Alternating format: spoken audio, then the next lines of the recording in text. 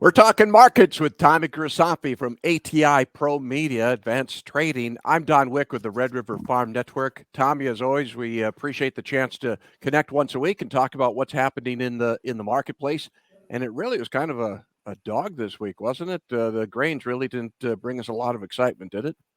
No, no. Every week you're in a different place, and I swear every week and I'm in a different place. This is the best part. I left our corporate office to come to a remote office to work because they're doing some work there.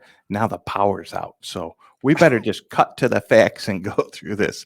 I don't know if that's a Funny. sign of things to come, but yeah, the power went out on the grain market.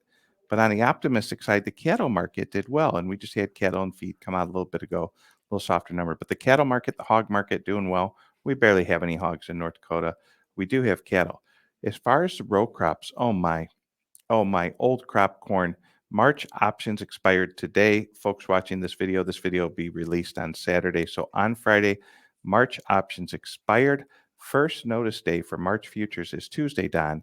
And so we noticed we had this big push, this massive amount of pressure for anyone who brought bushels to the elevator and said, I'll price them later. They had to price an incredible tens of millions of bushels priced here in the last 48 hours. And that's kind of what pushes this market down. We'll see if we can bounce next week. Of course, we have Commodity Classic and we have some seasonals kicking in. We have some interesting seasonals kicking in that usually, but not always, we tend to trade higher the next few months. But we'll see. We've been trending lower for quite a while. Well, certainly during this month of February is when we're doing that spring pricing for crop insurance, and that market has not done us any favors. I think everybody was hoping for a little bit of a boost here before the end of the month, and it doesn't look like it's happening. Mm-mm. You could pretty much call your crop insurance agent today and plan on having about 1160 beans, 460 corn. You could start working with those numbers, and those are the numbers. So last year we were like 591 corn level. I think the year before we were 590, all the way down from 590 to 460. And then, uh, farmers take 70, 75, 80, 85% of crop insurance. If they have a good crop, they're not going to get paid. And this price could go much lower. There's a good chance they'll outproduce any coverage. For many people, crop insurance is disaster insurance. For people who can produce a big yield, if their yield was off just even a little bit, they may see something there. But I don't see it happening. Not at all. I was at the International Crop Expo in Grand Forks this past week, yesterday and Wednesday. And in this region, certainly we can grow a lot of different things. We grow a lot of different crops in this area, but there still seems to be a lot of indecision, a lot of buying decisions that still need to be made in the area. Got a lot of fertilizer that was put down last fall, but wheat isn't bringing a lot of returns. Sunflowers aren't getting us too excited. Pinto beans was one story I heard where, at least in this region, the expectation was we will see maybe a 30% bump in acreage there. Yeah, and then everyone will go plant pintos, and by the time you go sell those, that's a very much spot market. I mean, there's no pinto futures here, um, and I know they'll let you forward sell some of them, but you never know what you're going to grow with those, right? You could look like you have a good crop, it could rain too much. There's some big risk in growing those edible beans. Let's talk about happy news. Will you be at Commodity Classic next week? I will be at Commodity Classic Advanced Trading Booth 4202. Where can they find Mr. Wick next week? I'll be out and about with my microphone, hitting the trade show, hitting all the policy sessions. I think one of the fun things they've got Ag Secretary Vilsack and Reagan, the EPA administrator, are going to be sharing the stage on Friday at the first general session. That should be interesting. We came out with the announcement about the E15 for the 8 Midwestern states. That was good news. The unfortunate news is it's not going to kick in until 2025.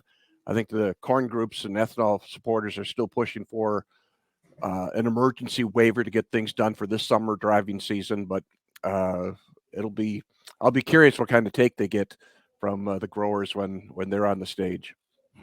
That's interesting. We're no closer to a farm bill, I assume, if we dart out to Washington, D.C.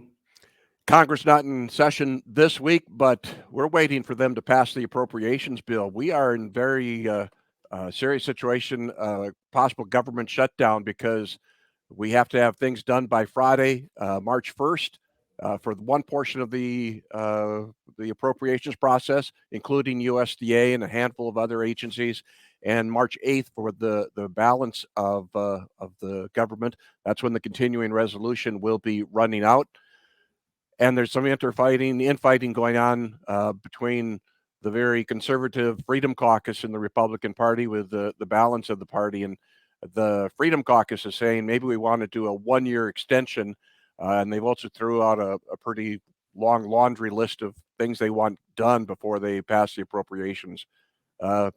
Easy issues like abortion and the border and things like that. So we'll see what gets done next week when Congress comes back to town. Mm-hmm. Do you remember last year, Don, being at Commodity Classic, what a buzz there was, what positive energy last year at Commodity Classic? Corn had broke maybe from like $6 to $5.40. It did it quickly, but everyone's like, it'll go back up. And it did go back up. It went back up in a big way. But corn futures closed below $4. That's corn futures. I heard Western North Dakota cash corn is $3.25. We are a few days away from $2.99 cash corn.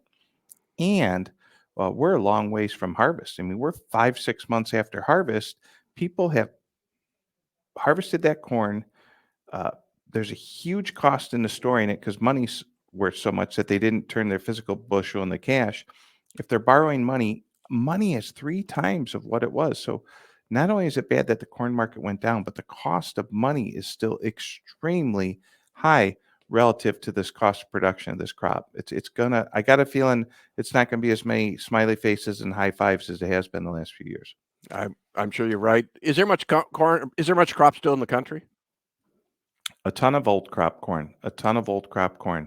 Yeah, and store and ignore has worked for so many years, and you could sometimes make bad decisions and it would work out just because, seasonals and everything else. But this time it's totally different. And it went from what was starting to look like a bad situation to a real bad situation real quick. Worse than the old crop corn that's out there, Don, and old crop beans is very advanced trading, and our commercial brokers, we meet several times a week to talk about it, but we feel that there's very little 2024 corn hedged and sold. Maybe about a 10% of the 24 crops sold, and maybe another 10-20% lightly hedged with the put option. But the ultimate hedge comes from the United States government with that crop insurance, and folks aren't going to like that level. And to be honest with you, I got to look in this camera. If we have a big crop, that D's 24 corn that's 460 could actually go down to 360. So we have to keep disciplined and keep reminding people that the risk is still the downside. Even though corn feels cheap, as you know, markets can drop. We saw it, you watched, you reported on it. Crude oil traded negative 37. You can't look at me and tell me that corn can't go lower. I know it can. It closed at multiple 3-year lows today. On a positive note, Dow Jones, NASDAQ, and S&P, all-time highs yesterday. So one's going straight up, one's going down. I did a special on ATI Pro Media the other day. We named it AI chips are worth more than corn chips. And we did that show yesterday. Totally 2 different things going 2 different directions, Don. Fantastic. Always appreciate the insight. We'll see you next week at Classic, Tommy. That sounds good. How do people get a hold of you? You finished up too quick. I wasn't ready to click buttons. Let's go to Don Wick. And now to Don Wick. How do people get a hold of you? Oh, you can go to our website, rrfn.com. Check out our e-newsletter. Comes out every Monday. We'd sure love to have you subscribe to that. Don, I'll see you at Commodity Classic. Bye. Thanks, man.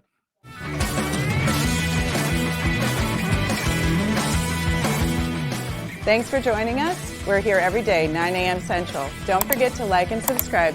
We'll see you next time.